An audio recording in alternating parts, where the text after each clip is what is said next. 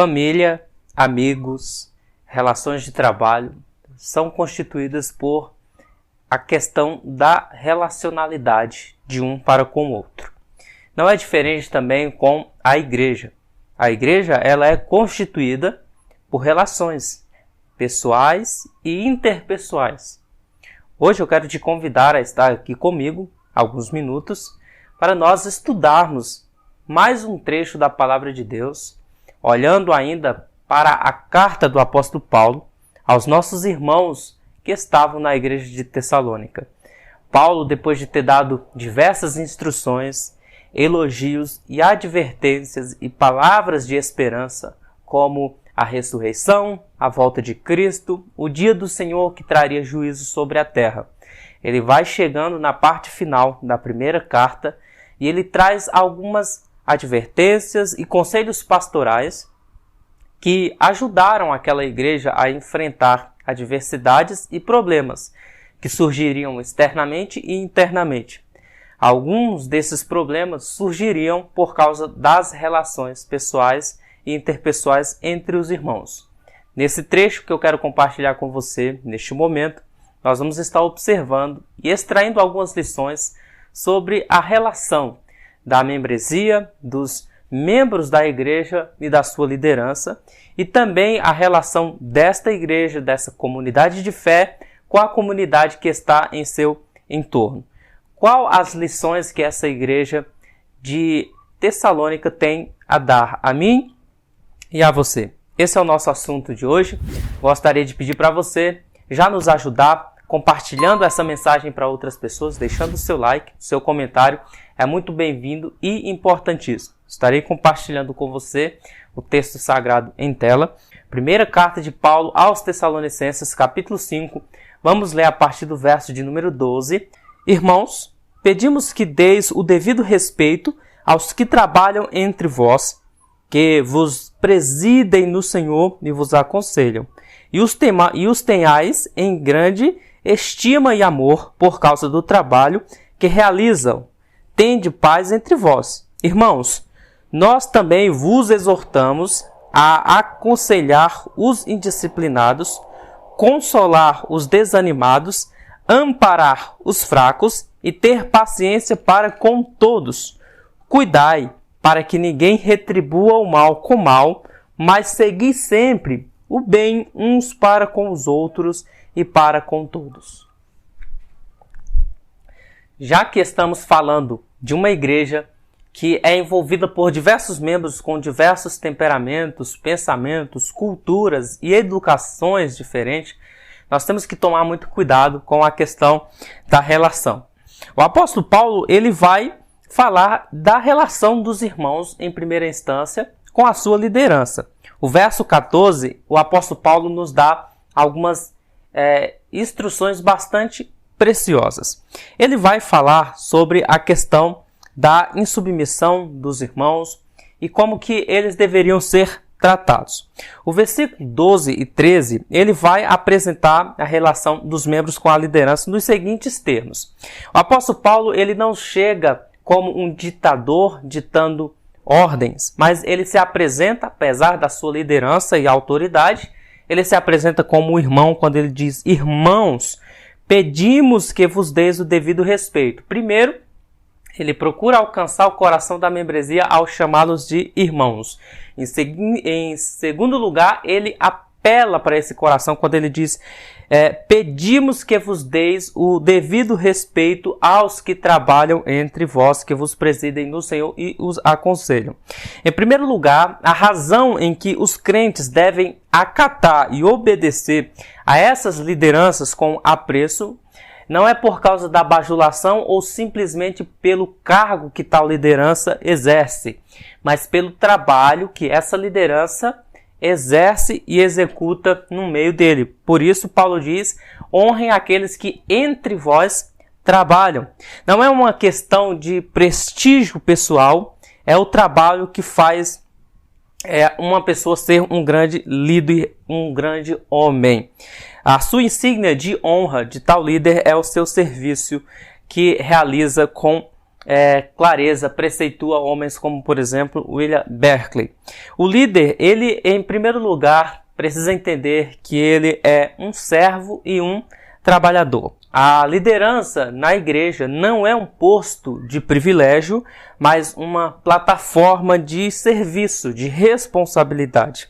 Os líderes, em primeiro lugar, eles trabalham entre os irmãos e não acima deles. Paulo diz: honrem aqueles que trabalham entre vós, ou seja, estão envolvidos com o rebanho. Eles não são dominadores do rebanho, mas eles são servos do rebanho, são pastores que servem ao rebanho. Eles não vivem para explorar as ovelhas, mas para apacentá-las. À medida que Paulo vai falando sobre essas questões, ele já nos dá preceitos para diagnosticarmos uma liderança saudável. A liderança saudável não é aquela que lidera pela palavra, pela oratória, pelo esbravejar, mas pelo exemplo. É só nós lembrarmos do que Jesus fez no Evangelho de João, capítulo 13. Ele reúne os discípulos, lança mão de uma toalha, de uma bacia e água, e vai fazer o serviço de um servo, de um escravo, ao lavar os pés dos discípulos, ainda que alguns deles, como Pedro, relute. O Senhor Jesus fala: olha, o que eu estou fazendo agora vocês não vão compreender. E aí Jesus, pelo exemplo, conquista o serviço dos discípulos. Ele fala as seguintes palavras: ora, vocês me chamam de Senhor, e é verdade, e eu, sendo o Senhor, estou fazendo o serviço de servo, então vocês devem fazer semelhante coisa àqueles que são próximos a vocês, ou seja, a qualquer pessoa. Então, o líder conquista pelo exemplo e não pela palavra. Em segundo lugar, essa liderança que Paulo está dizendo que a igreja deve se submeter não é qualquer liderança, mas é uma liderança espiritual, não uma liderança carnal, no sentido de que é alguém que foi imposto por apenas ser filho de pastor, ser hereditário, mas alguém que Deus dá à igreja. Efésios vai nos dizer que Deus dá líderes, obreiros para a igreja. Então, Deus não dá um problema para a igreja, Deus dá solução. Então, os líderes espirituais são aqueles que exercem o ministério, não a bel prazer, mas para a edificação do corpo de Cristo. A liderança espiritual não busca a glória pessoal, mas a glória de Deus. Não busca ser servido, mas servir a todos. Foi Jesus quem disse que a grandeza do ministério é servir a todos, e ele se põe como exemplo dizendo que ele serviu a todos e deu a sua vida em resgate de muitos. É um serviço sacrificial. Em primeiro lugar, essa liderança espiritual é uma liderança que se envolve como irmãos. Como irmãos, os líderes estão entre vós e como líderes estão sobre vós no Senhor. Ou seja, vos presidem no Senhor, é o que Paulo fala. Estar entre os irmãos é o caráter da irmandade. Estar sobre os irmãos é o caráter da liderança. E isso não é algo fácil a se fazer. É a autoridade que precisa ser firme e, ao mesmo tempo, ter ternura e doçura. Ou seja, é uma liderança que está envolvida com os irmãos, mas que não perde a autoridade por estar envolvido com os irmãos. E aí precisa ter esse equilíbrio dosado pela palavra e pelo Espírito. Caso contrário, nós nos tornaríamos senhores do rebanho, esquecendo-nos de que também somos ovelhas, somos servos do Senhor que nos estabelece sobre lideranças, sobre ministérios. Isso aqui embarca todos os ministérios da igreja, todos os departamentos, podemos dizer assim, crianças, jovens, adolescentes, adultos, campos de missão, círculo de oração, presbitério, enfim, toda liderança é liderada pelo Espírito Santo e pela palavra e por Deus. Precisamos entender que quando Deus nos confia um rebanho, Ele é o sumo pastor e Ele continua sendo servo, e nós exercemos esse ministério de serviço porque Jesus nos deu o exemplo. Ele é grande, mas serviu. Ele é Senhor, mas se fez servo. Da mesma maneira, nós, ou qualquer liderança que exerça ministério na igreja, precisa entender que ele lidera pelo serviço e conquista o coração. pelo exemplo. Versículo 13 de 1 Tessalonicenses capítulo 5, Paulo vai continuar dizendo que tenhais em grande estima e amor por causa do trabalho que realizam. Então, Paulo está dizendo o motivo pelo qual essa liderança, esses pastores, esses líderes devem ser valorizados pelo trabalho que realizam. E aí ele aconselha, no final, tende paz entre vós. Não há nada de errado em servir servos de Deus, desde que estes servos entendam que a glória é de Deus. Não há problema termos apreço por pastores, por líderes que Deus coloca no nosso caminho. Mas em tudo Deus tem que ser glorificado e não o homem. Se em algum momento essa liderança se desvia do caminho do Senhor, nós não devemos nos desviar por causa da liderança, porque a nossa fé não pode estar baseada no homem, mas em Deus que levanta o homem. Se os crentes falam mal, por exemplo, dos seus líderes e não os acatam, nem lhes dão a devida honra, isso falando de líderes fiéis, homens tementes a Deus, isso acaba acontecendo, gerando uma desarmonia e murmuração em meio da igreja, tomando conta assim do rebanho. Por isso Paulo diz: procurai ter paz com todos. Warren Wiersbe, ele exorta sobre essa questão da murmuração e da rebelião contra a liderança. Em primeiro lugar, ele diz que os líderes devem ser respeitados e obedecidos, a menos que estejam claramente fora da vontade de Deus. Obviamente, se o líder se desvia, você breca o teu seguir a ele por causa da palavra de Deus. Quando a família da igreja segue os líderes espirituais, o resultado é paz e harmonia na congregação.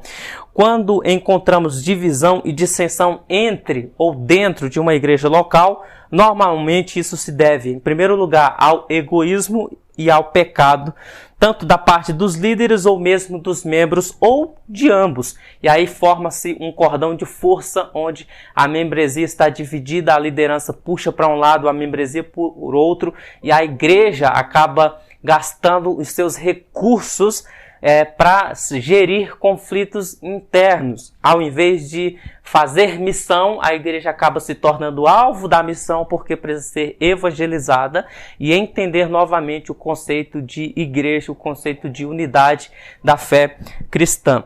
Paulo ele vai encerrando essa carta aos irmãos de Tessalonicenses e ele tem esse cuidado, porque não adianta nós buscarmos a santidade pessoal, buscarmos o testemunho de fora, termos esperança da volta de Jesus se houver confusão entre a membresia e a liderança. O diabo, a adversidade, encontra brecha e aí destrói o exército do Senhor.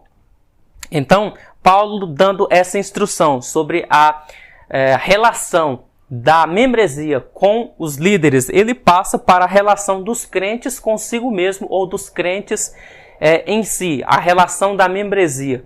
Como que é então a relação de um irmão para com o outro? Versículo 14 e 15. Vamos por parte. O versículo 14 ele diz: irmãos, nós também vos exortamos a aconselhar os indisciplinados, consolar os desanimados, amparar os fracos e ter paciência para com todos. Algumas traduções vai falar dos insubmissos. Esses insubmissos devem ser admoestados. A igreja deve ser uma família ordeira, ou seja, a questão da ordem no culto não deve partir apenas da liderança, mas do corpo da igreja, da membresia da igreja. Por exemplo, a NVI, Nova Versão Internacional, vai chamar esses irmãos de ociosos. A NTLH vai chamar eles de preguiçosos. E a Almeida Revista e Atualizada chama de insubmissos. Paulo está dizendo que esses insubmissos devem ser admoestados, ou seja, a palavra usada por Paulo aqui é akaktos, que significa alguém que se desvia das ordens ou regras prescritas, palavra usada na sociedade grega para aqueles que não se apresentavam para trabalhar. Ou seja, o que a igreja deve fazer com aqueles irmãos que são ociosos, preguiçosos ou insubmissos, não se submetem à missão, não se submetem ao serviço da igreja? Eles devem ser admoestados, devem ser levados a se envolver com o serviço da igreja. E toda a membresia é responsável por tentar cativar esses irmãos que estão deixando de lado o seu serviço. Ninguém é pequeno demais a ponto de que não possa fazer algo no reino de Deus. Desde aquele irmão mais pacato, mais quieto, ele tem uma função no reino de Deus. São membros do corpo de Cristo. De alguma forma, a igreja precisa procurar envolver esses membros. Lógico que existe aquela questão do chamado. Nem todo mundo foi chamado para ser pastor, evangelista, bispo, enfim. A questão aqui não é essa. A questão é que, de alguma forma, todos os membros têm alguma coisa para fazer no reino de Deus. Lembrando, ou nós somos missionários, ou nós somos alvos da missão. Em segundo lugar, os desanimados devem ser consolados. É bem verdade que o contexto da carta de Paulo aos irmãos da igreja de Tessalônica envolvia perseguição, morte e tristeza. É tanto que Paulo escreve o capítulo 4, falando da ressurreição, da volta de Jesus, justamente para consolar esses irmãos. Mas há crentes que se enfraquecem diante das provas e perdem a alegria, o entusiasmo, o ânimo no serviço sagrado. Esses crentes, ao invés de serem abandonados e esquecidos, devem ser reanimados e consolados. A palavra que Paulo usa aí para consoleis os desanimados, para muteomai é a palavra, o termo grego usado por Paulo é constituído de duas palavras, para, que significa estar próximo, e mutuo, que significa fala. O melhor, então, a se fazer para esses irmãos que estão desanimados é aproximar-se deles e falar com ternura. A ideia aqui de Paulo é que os irmãos desanimados, eles devem ser tratados com ternura e não com agressividade, mas com ternura para que eles recobrem o ânimo e voltem a se envolver com as coisas de Deus e a ter calor na sua fé. O ministério de encorajamento pode ser comparado com uma transferência de carga de uma bateria. Imagine um carro que descarrega a bateria. O que você faz? Você pega um cabo de transferência, chama alguém que está com o carro com a bateria funcionando, e aí o que você faz? Abre os dois capuz, liga os cabos positivo com positivo, negativo com negativo, o carro que tem carga liga, e aí o carro que está fraco, a bateria arriou, ele consegue recobrar energia para que possa dar tranco no motor. E aí volta a funcionar. O ministério de encorajamento é isso. É uma transferência de carga. Não é transferência de unção. É transferência de ânimo. Você vai ser instrumento de Deus para animar aqueles que estão com ânimo fraco. E aí eles voltam a se alegrar, porque se tornam ou percebem que são pessoas importantes. Não são objetos que são usados e descartáveis quando aparentemente demonstram que não estão envolvidos ali com a obra. Nós não descartamos os soldados feridos. Nós os acolhemos, saramos as feridas deles e aí os colocamos novamente na linha de frente. É o que Paulo está dizendo. Os desanimados devem ser consolados. E há vários fatores para consolar os que estão desanimados. Um dos fatores é o que Paulo havia acabado de falar, que era a vinda do Senhor, a ressurreição, o nosso encontro com Ele. Quando nós somos consoladores, nós estamos exercendo também o ministério do Espírito Santo, que é consolar. Consolar no sentido de Paracleto, estar ao lado e ajudar a caminhada. Então, quando eu consolo meu irmão, eu estou sendo mas como o Espírito Santo, que nos ajuda em nossas fraquezas a chegarmos do outro lado. Em terceiro lugar, Paulo vai falar sobre aqueles que se encontram fracos. No verso 14 ainda ele vai falar que os fracos devem ser amparados. Veja que coisa interessante. Havia na igreja de Tessalônica as pessoas fracas espiritualmente. A palavra grega para fracos aqui significa doentes, sem força ou fraco. A palavra original dá a ideia de alma pequena. Refere-se provavelmente a pessoas moral ou espiritualmente fraca. Alguns estavam caindo na sedução da impureza, Por isso, no capítulo 4, versículo 3 ao 8, ele vai falar que cada um saiba manter o vosso vaso em santidade e honra, porque essa é a vontade de Deus, não na impureza da prostituição, né, da carne. Então, havia pessoas na igreja que tinham fraqueza com relação às paixões da carne, aos desejos da carne. Outros estavam caindo nas garras do legalismo e perdendo a alegria de sua liberdade em Cristo. O que deve ser feito com esses? Não julgá-los, não apontar o dedo, desprezar e condená-los, mas por meio da palavra, ajudá-los, os fracos, amparar os fracos. Como que nós amparamos o fraco? Pelo exercício contínuo da palavra de Deus.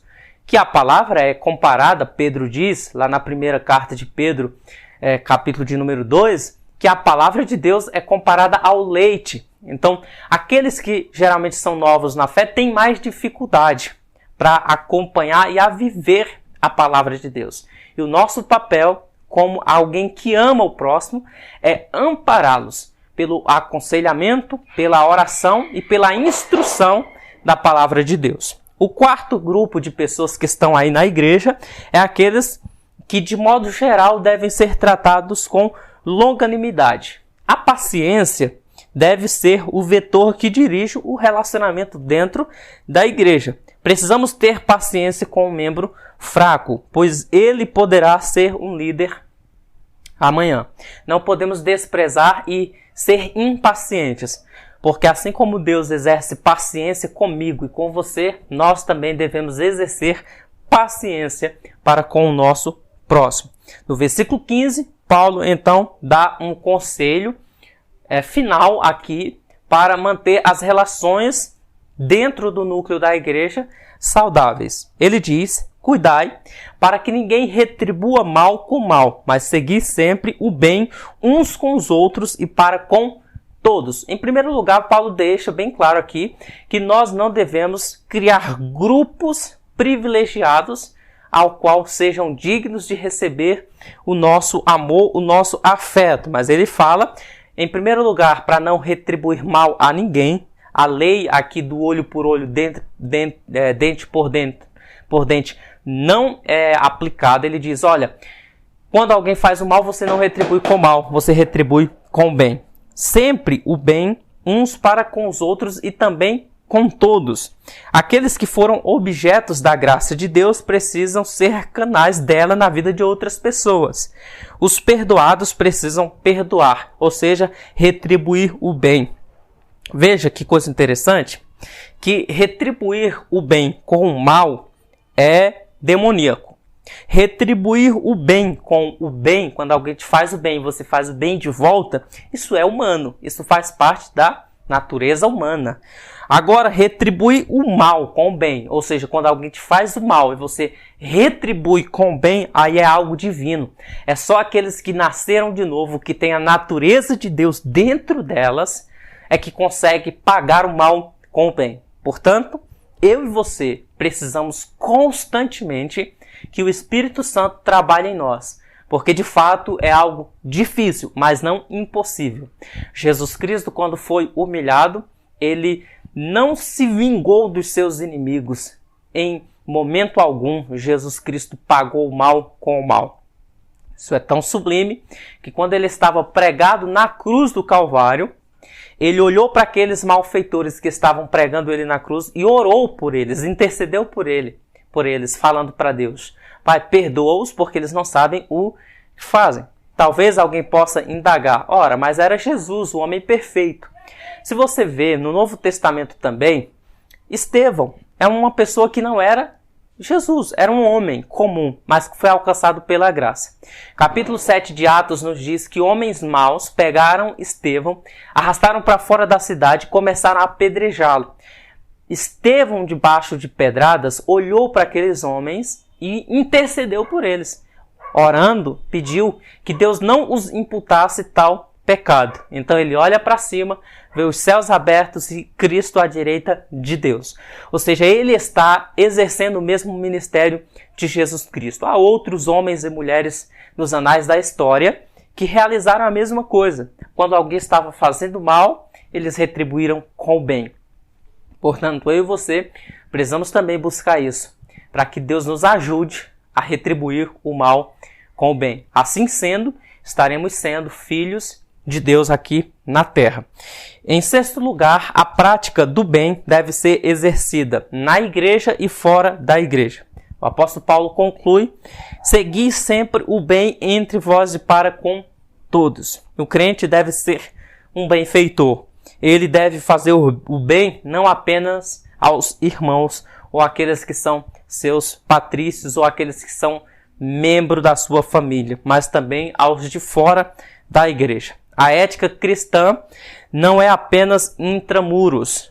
Devemos ter um bom testemunho dos de fora da igreja. Precisamos ter uma vida irrepreensível. Nesse sentido, nossa vida precisa referendar as nossas palavras e a nossa pregação. Nessa primeira parte da nossa conversa, nós podemos ver como que Paulo aconselhou a igreja a viver esperando a volta de Jesus, fechando as brechas, e essas brechas incluem os relacionamentos dos irmãos da igreja. Como que nós nos relacionamos com a nossa liderança, que é temente a Deus, se submetendo e honrando a eles por causa do serviço que eles fazem. Como que nós nos relacionamos com a membresia da igreja e da sociedade, ajudando uns aos outros. Que o meu irmão seja instrumento de Deus para me levantar. Que eu seja instrumento de Deus para levantar quem está caído, consolar os desanimados, e assim nós estaremos vivendo literalmente como um corpo, que cada membro é dependente um do outro e todos são guiados e dirigidos pela cabeça. A Igreja de Cristo é constituída por homens e mulheres de várias etnias e temperamentos e culturas e educações de núcleos familiares diferentes, mas que todos são guiados por uma só cabeça. E se somos guiados por essa cabeça que é Cristo, entendemos que cada membro é indispensável e essencialmente importante para a glória do nome de Jesus de Nazaré. Que Deus abençoe a sua vida. Um beijo fraterno no seu coração. Que esta palavra tenha falado a sua vida, assim como falou a minha vida. Se você gostou desse vídeo, não deixe que isso fique represado apenas em você. Compartilhe dessa palavra com mais pessoas. Eu tenho certeza que mais vidas serão abençoadas. Um beijo fraterno no seu coração e até o nosso próximo encontro, se assim Deus nos permitir. Tchau, tchau.